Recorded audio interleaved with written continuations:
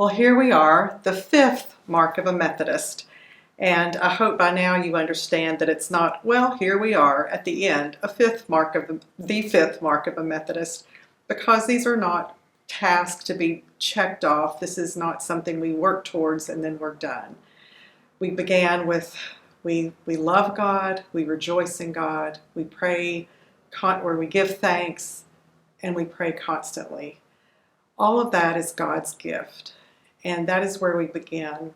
And so loving others, our fifth mark, flows out of those first four. When we first started this, I said that sometimes loving our neighbor as ourselves is easier than loving God, or we spend more time thinking about that, or it's easier to talk about that.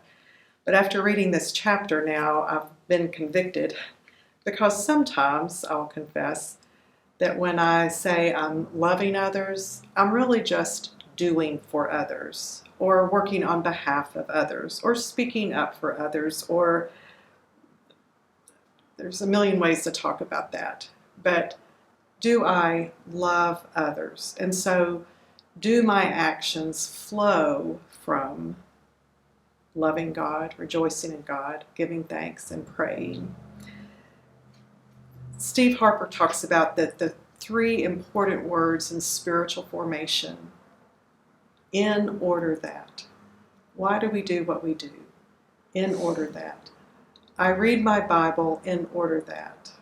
I pray regularly in order that. And so when we look at these 5 marks of a Methodist, we could ask that. We worship in order that. We serve in order that. So what is it we are hoping to accomplish? Is it for ourselves, or is it for God? We began all of this as a gift from God, and so loving others is our giving back. I want to share, it's a lot of work, loving others. Steve Harper talks about a desert father, John Cassian, a 5th century monk and theologian. He's the one who introduced Eastern mysticism and contemplative practices to the Western church. And he talks about the image of archery, that if you do not have an aim, you're probably not going to hit the target. You aim for the target first before you release the bow. And that's how it is with our discipleship. What is the intention of our discipleship? So loving others is what we are aiming for. And John Wesley says we have to do that with purity of heart. If you have the book, you have read the scriptures there that he offers. Sometimes we get overwhelmed with loving others, like I have to love the whole world and I have to take care of everyone. He references Henry Nouwen's thought of here and now discipleship. Where am I now? What am I called to do? Who am I called to love in this place and in this time? When Jesus called the first disciples, he said, I will make you fishers for people. And they were fishermen.